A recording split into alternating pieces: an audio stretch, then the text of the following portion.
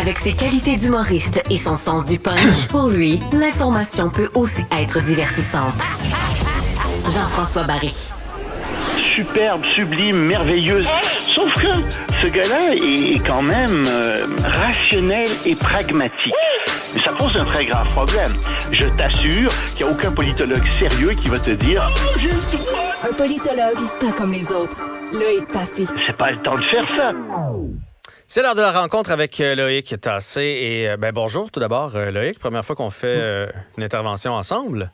Ben oui, Jean-François, ce sera peut-être pas la dernière. On verra comment ça va se passer, mais je suis sûr, je t'ai regardé, là, je t'ai écouté. Tu fais ça très bien jusqu'à présent. Tu remplaces très bien Benoît. Ben, c'est bien gentil. Et on va commencer avec un sujet qui nous touche tous, avec l'Ukraine. Et lorsqu'on voit que la Russie s'attaque encore une fois aux installations énergétiques, donc on bombarde du côté ukrainien tout ce qui est naval en Crimée, tout ce qui est... On essaie, dans le fond, de les faire geler cet hiver. C'est ça le but, de les priver de leur électricité, etc. Oui. Ça renforce encore plus notre sentiment de vouloir aider les Ukrainiens. Ben évidemment, les Russes sont pas très adroits à ce niveau-là.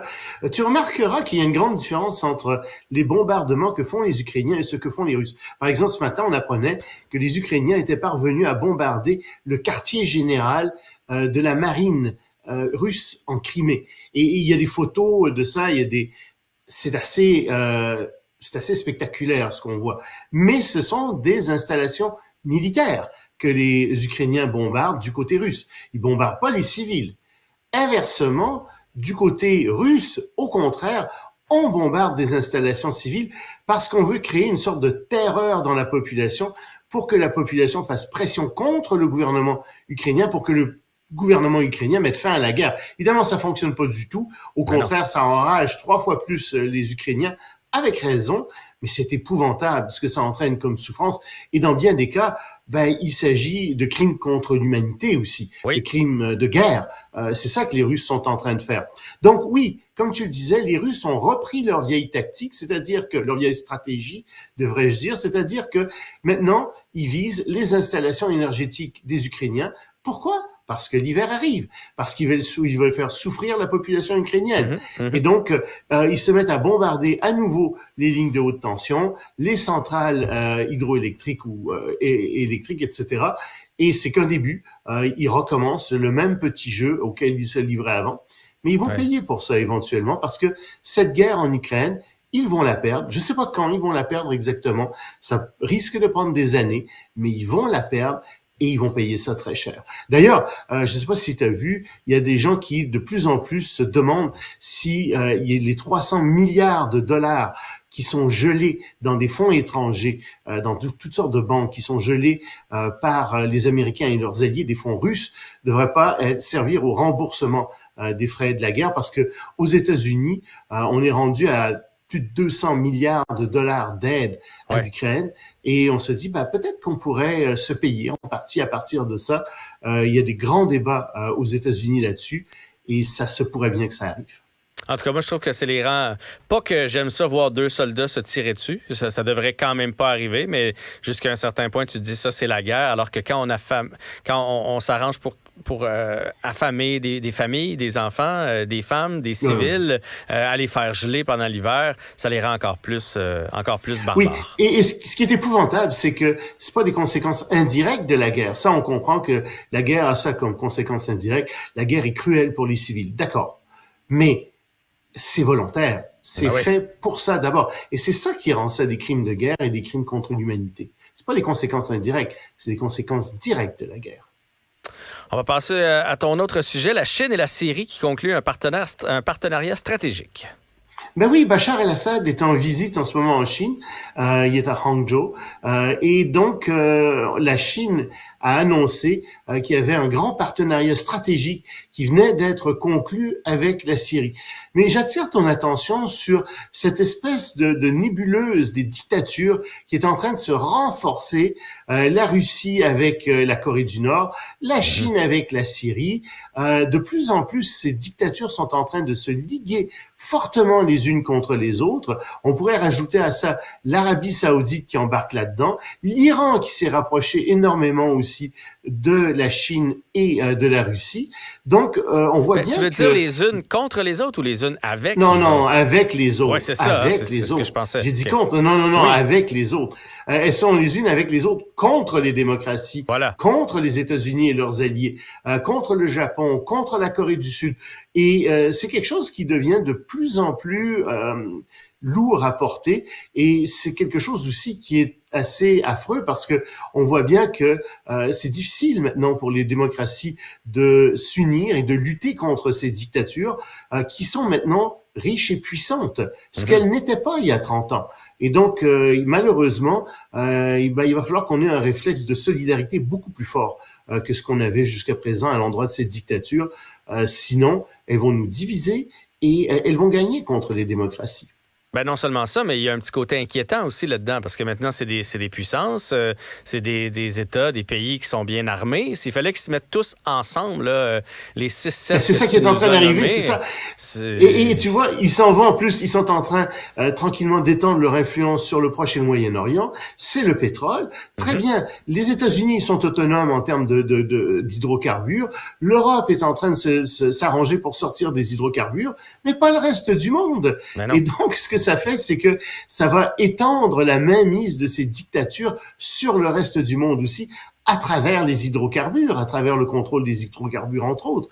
Et c'est pas bon, ça non plus. Puis les hydrocarbures, on en a toujours besoin, peut-être pas pour le transport autant, mais on en a besoin pour les plastiques, pour les engrais, pour toutes sortes de choses.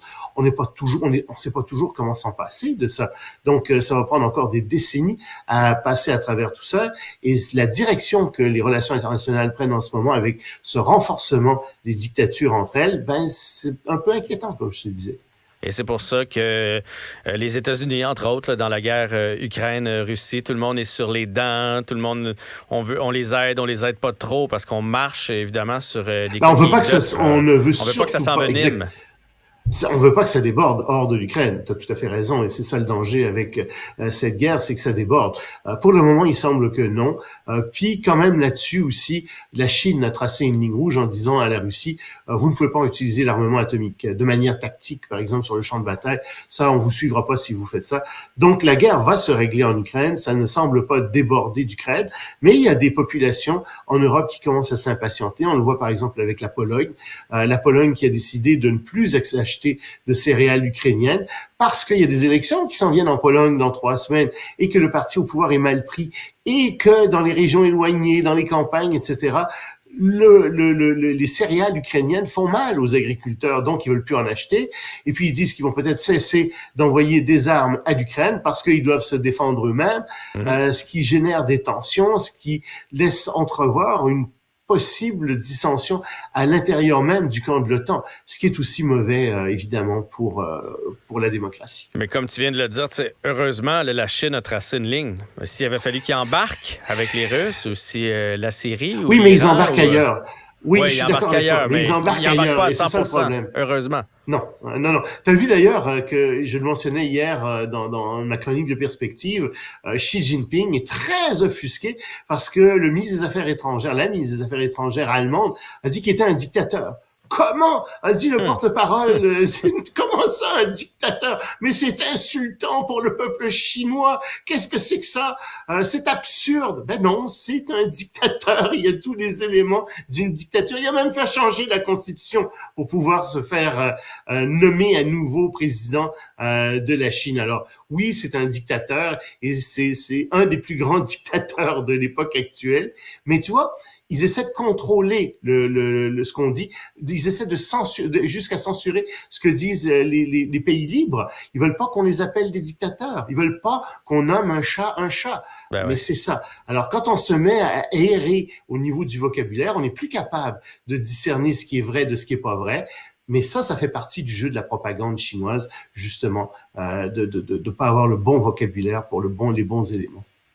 Écoute, Loïc, dans la première partie de ma carrière, j'ai fait de l'humour et on s'est souvent servi de la ville de Tombouctou en disant Tombouctou, c'est comme une expression. Je vais t'envoyer à Tombouctou.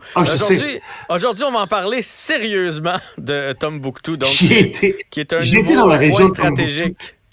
Oui, j'ai été dans la région de Tombouctou, j'y ai été envoyé par moi-même. Je faisais, quand j'avais 20 ans, j'ai fait un voyage par là sur le pouce, je te raconterai peut-être ça un jour, mais c'est loin, c'est creux. Mais Tombouctou, c'était un grand centre universitaire au 14e siècle, ça l'est resté d'une certaine manière, et il y a des bibliothèques à Tombouctou avec des livres rares. Et les djihadistes, on s'en souviendra, il y a 10 ans, ont attaqué la ville. Et ce sont les Français qui ont été défendre cette ville et qui ont été secourir les gens à Tombouctou. Ben, les Français ont été chassés du Mali, entre autres par les Russes et par la propagande russe. Ben, devine quoi? Les djihadistes, maintenant, sont en train à nouveau d'attaquer Tombouctou. Ils ont lancé des tirs au mortier contre Tombouctou. Et Tombouctou, je te l'annonce, va retomber aux mains des djihadistes. Et je te l'annonce, les djihadistes vont brûler les bibliothèques parce que c'est ça que les fondamentalistes musulmans font. C'est eux qui sont responsables, entre autres, de la destruction en Égypte de la prodigieuse bibliothèque d'Alexandrie. Contrairement à ce que certaines personnes pensent, c'est pas Jules César qui a brûlé ça. Jules César a brûlé un entrepôt dans lequel il y avait des copies de la bibliothèque d'Alexandrie. Ce sont les musulmans fondamentalistes qui ont brûlé ça quand ils ont conquis l'Égypte. Et ils se sont servis des livres, des papyrus pour chauffer, imagine, les bains publics. Il y en avait tellement que ça a servi à chauffer les bains publics pendant 6 mois. Mais ce que je veux dire ici, c'est que ces fondamentalistes religieux brûlent tout ce qui peut s'opposer à leurs yeux au Coran, à leur doctrine. Ils sont contre la musique, ils sont contre tout ce qui épanouit l'être humain finalement. Et donc, malheureusement, à Tombouctou, ben oui, les djihadistes sont à nouveau là. Loïc Tassé, je souhaite que ce ne soit pas notre dernier entretien. C'est fort intéressant de t'entendre. Je te dis à bientôt. Ça marche. Au revoir, Jean-François. Bye bye.